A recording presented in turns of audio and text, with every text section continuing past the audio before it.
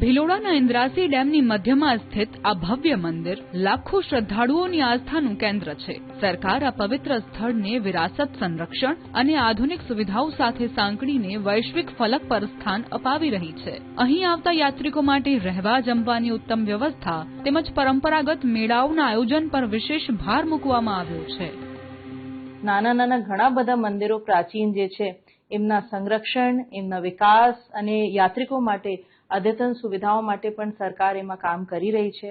અને ખાસ કરીને જે ભવનાથ જે છે એમાં આવનારા સમયમાં યાત્રિકો માટે સુવિધાએ અને ત્યાં લોકોના જે મેળા થાય છે એમને કઈ રીતે આપણે વિકસાવીને વધારે ત્યાં લોકો આવી શકે એમના પ્રયાસ છે. આ સ્થળ હરિહરના સમન્વયનું પ્રતીક છે, જ્યાં સદીઓ પહેલા મહર્ષિ ભૃગુએ કઠોર સાધના કરી હતી. શ્રાવણ માસ દરમિયાન હજારો ભક્તો સ્વયંભૂ શિવલિંગના દર્શન અને જળાભિષેક માટે અહીં ઉમટી પડે છે. 5000 વર્ષ જૂનું ભગવાન ભોળાનાથનું મંદિર છે અને હરિહરનો સમન્વય એવા ભગવાન ભુવનેશ્વર મહાદેવ અહીંયા સ્વયં પ્રગટમાન છે. અહીંયા 5000 વર્ષ ભૃગુ અને ચવન નામના બે ઋષિઓએ બહુ મોટું તપ કર્યું છે. અહીંયા ભગવાન ભુવનેશ્વર અને ચવન ઋષિની પણ અહીંયા તપસ્થલી છે. ભૃગુકુંડની પવિત્ર માટી ઔષધીય ગુણો માટે જાણીતી છે, તો બાળકોના મુંડન સંસ્કાર માટે પણ આ ભૂમિને અત્યંત શુભ માનવામાં આવે છે. અમદાવાદથી હિંમતનગર થઈને માત્ર 2.5 કલાકમાં પહોંચી શકાતા આ ધામમાં મુંબઈ જેવા મહાનગરોથી પણ મોટી સંખ્યામાં પ્રવાસીઓ આવે છે.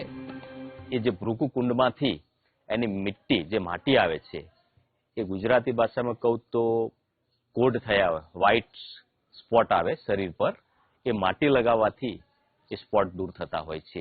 અહીં ઘણા લોકો લીંબુની બાધા માનતા હોય છે અને બાળકોની ચૌલ ક્રિયા, મુંડન વિધિ પણ અહીં થતી હોય છે. અમને અહીંયા બહુ શ્રદ્ધા છે. અમે વર્ષમાં એકવાર આવીએ છીએ અને અહીંયા મેળો પણ ભરાય છે અને આ સ્વયંભૂ શિવલિંગ છે, એટલે તમને આના દર્શન કેદારનાથથી પણ જેટલા જ તમને અહીંયા દર્શન થાય છે, એટલે અહીંયાનું મહત્વ બહુ જ છે.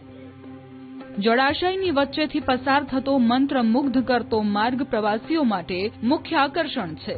આધ્યાત્મિક શાંતિ અને અપ્રતિમ કુદરતી સુંદરતાનો આ સંગમ અરવલ્લી જિલ્લાને પ્રવાસન નકશા પર નવી ઊંચાઈએ લઈ જઈ રહ્યો છે.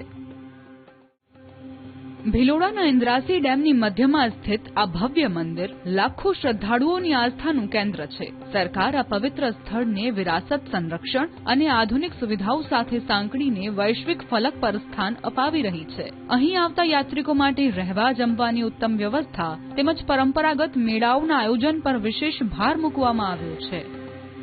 નાના ઘણા બધા મંદિરો પ્રાચીન જે છે એમના સંરક્ષણ, એમના વિકાસ અને યાત્રિકો માટે અદ્યતન સુવિધાઓ માટે પણ સરકાર એમાં કામ કરી રહી છે. અને ખાસ કરીને જે ભવનાથ જે છે એમાં આવનારા સમયમાં યાત્રિકો માટે સુવિધાએ અને ત્યાં લોકોના જે મેળા થાય છે એમને કઈ રીતે આપણે વિકસાવીને વધારે ત્યાં લોકો આવી શકે એમના પ્રયાસ છે. આ સ્થળ હરિહરના સમન્વયનું પ્રતીક છે, જ્યાં સદીઓ પહેલા મહર્ષિ ભૃગુએ કઠોર સાધના કરી હતી. શ્રાવણ માસ દરમિયાન હજારો ભક્તો સ્વયંભૂ શિવલિંગના દર્શન અને જળાભિષેક માટે અહીં ઉમટી પડે છે. 5000 વર્ષ જૂનું ભગવાન ભોળાનાથનું મંદિર છે અને હરિહરનો સમન્વય એવા ભગવાન ભુવનેશ્વર મહાદેવ અહીંયા સ્વયં પ્રગટમાન છે. અહીંયા 5000 વર્ષ ભૃગુ અને ચવન નામના બે ઋષિઓએ બહુ મોટું તપ કર્યું છે. અહીંયા ભગવાન ભુવનેશ્વર અને ચવન ઋષિની પણ અહીંયા તપસ્થલી છે. ભૃગુકુંડની પવિત્ર માટી ઔષધીય ગુણો માટે જાણીતી છે, તો બાળકોના મુંડન સંસ્કાર માટે પણ આ ભૂમિને અત્યંત શુભ માનવામાં આવે છે.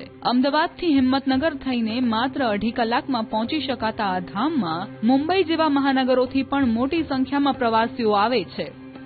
એ જે ભૃગુકુંડમાંથી એની મિટ્ટી જે માટી આવે છે એ ગુજરાતી ભાષામાં કહું તો કોડ થયા હોય, વ્હાઇટ સ્પોટ આવે શરીર પર, એ માટી લગાવવાથી એ સ્પોટ દૂર થતા હોય છે. અહીં ઘણા લોકો લીંબુની બાધા માનતા હોય છે અને બાળકોની ચૌલ ક્રિયા, મુંડન વિધિ પણ અહીં થતી હોય છે. અમને અહીંયા બહુ શ્રદ્ધા છે. અમે વર્ષમાં એકવાર આવીએ છીએ અને અહીંયા મેળો પણ ભરાય છે અને આ સ્વયંભૂ શિવલિંગ છે, એટલે તમને આના દર્શન કેદારનાથથી પણ જેટલા જ તમને અહીંયા દર્શન થાય છે, એટલે અહીંયાનું મહત્વ બહુ જ છે. જળાશયની વચ્ચેથી પસાર થતો મંત્રમુગ્ધ કરતો માર્ગ પ્રવાસીઓ માટે મુખ્ય આકર્ષણ છે. આધ્યાત્મિક શાંતિ અને અપ્રતિમ કુદરતી સુંદરતાનો આ સંગમ અરવલ્લી જિલ્લાને પ્રવાસન નકશા પર નવી ઊંચાઈએ લઈ જઈ રહ્યો છે.